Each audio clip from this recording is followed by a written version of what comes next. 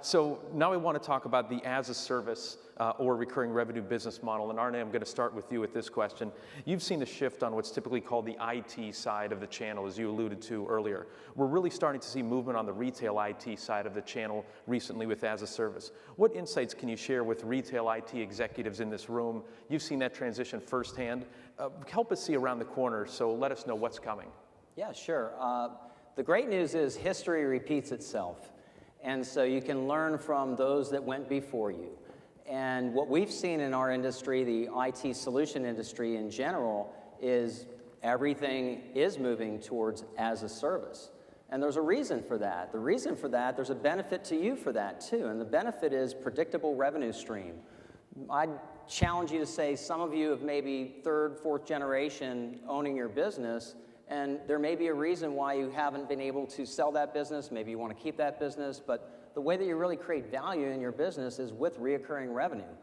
The value of your business is not what projects you set up this year, and that's not very predictable. But if you start shifting your revenue model to as a service, and there is a way to do that, by the way. We help people do that all the time. We have consultants and support people that really aid IT solution providers to migrate their business from the traditional project-based business to as a service. There's an evolutionary model there that you can follow. But the great news is that we've seen it in traditional IT, and it's been very interesting to watch.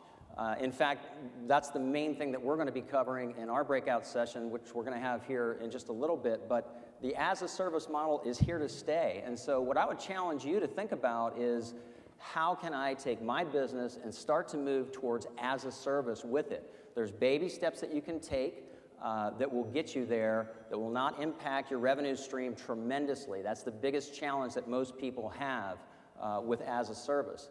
But if you also think about it this way, if you're thinking, well, you know, I know there's people that are going to say, well, I'm not so sure it's going to happen all that fast.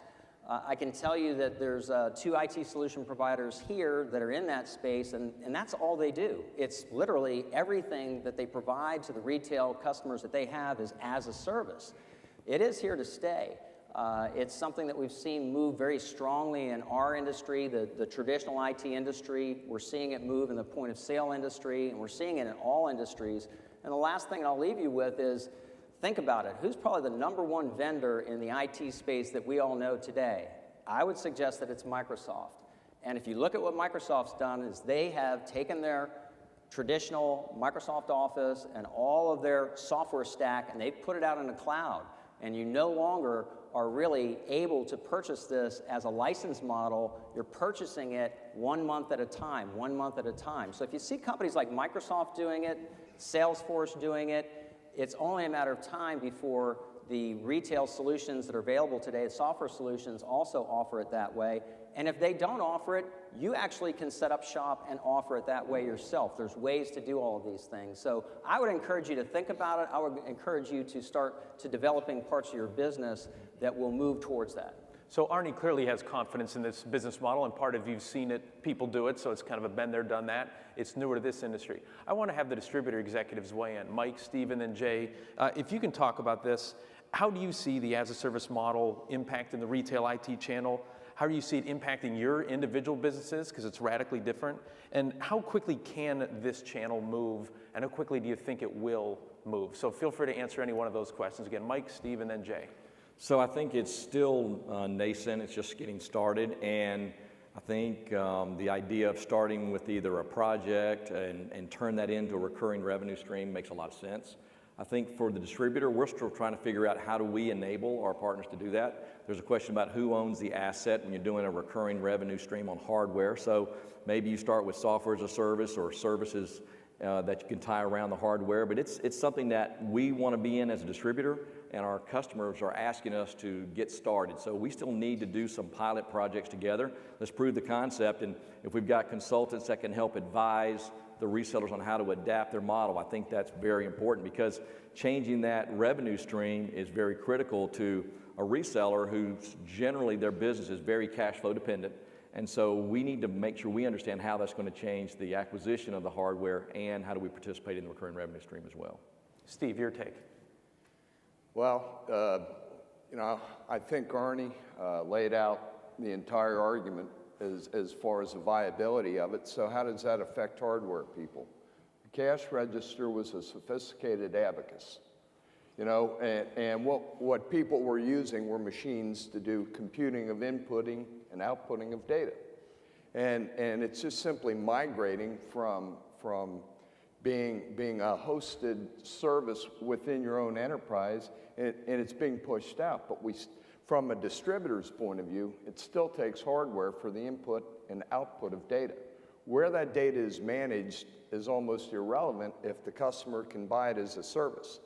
So, you know, I don't think the hardware is going anywhere because humans need that interface for data management. So I think it's, as Ray correctly pointed out, we're in a hybrid situation, and the real argument is, where's the data managed?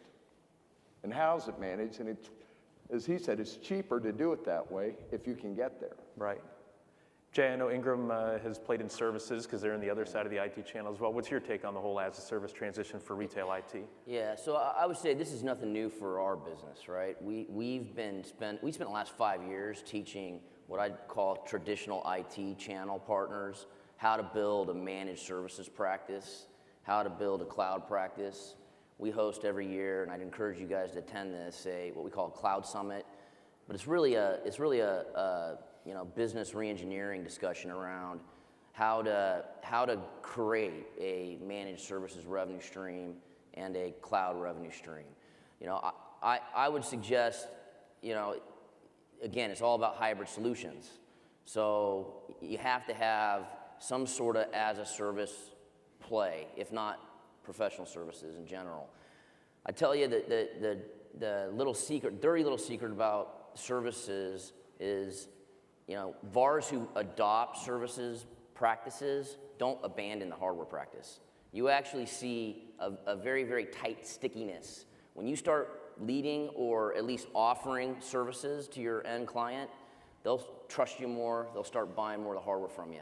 And we actually see partners who have managed service and as a service models integrated into their go-to-market, they don't see that percentage of business that they experience actually increase that much because their hardware business accelerates alongside it.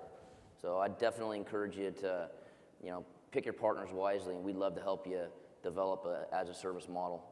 Ray? Yeah, just one other perspective. It's around mobility. And I think customers, and we'll talk about end users for a second, are really grappling with some of the complexity. And when you think about life cycle, so people that would buy a traditional point-of-sale terminal, and they would expect the useful life to be, you know, we had some customers in recently, and they were talking about, you know, depreciate for 5, keep it for 7. In the tablet world, that's not it, right? So it's shrinking down to more of depreciate over 2, use it for 3. And we see customers that are interested in as a service because they don't want to deal with that. They don't want to deal with that complexity. So if there's a way you could provide a managed service around mobility to deal with complexity, not just cost and not just IT, but what's that overall ability for the retailers to grapple with these challenges. I think as a service, delivery models can help from that perspective as well. Yeah, Arnie, you had a point? Yeah, gentlemen mentioned hardware. You know, hardware is not going anywhere. Hardware is here to stay. It's just a question of who owns that hardware. It's a question of whether you are selling that hardware to your end customer or whether you are maintaining that hardware and owning that hardware and then putting it out as a service. What we see the most successful companies in this space doing is they do everything as a service. They do the hardware, they do the software, they do the service, they do the support. They even are providing services like being able to take a menu and create it and then distribute it to all the franchises, you know, all electronically. So there's a lot of things that you can do as a service. That's not going anywhere. You just have to decide whether you're going to sell it to them or whether you're going to put it out on an hourly or on a monthly basis. The other thing that I guess I would point out is it is a hybrid model. It's absolutely a hybrid model. Everyone that successfully made the transition to as a service has maintained their project-based business. If a customer wants to do it and buy it great. But you should start offering a new solution, and it's an as a service solution for your customers. That's where the key is. It's not like everyone's going to take you up on this. This is culturally something that has to be culturally accepted in every industry. And in the point of sale industry, it's going to take a while for that to be culturally accepted.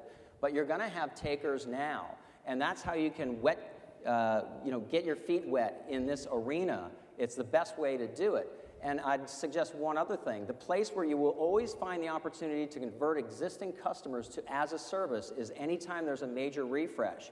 And guess what? We've got a major refresh on our hands here with EMV.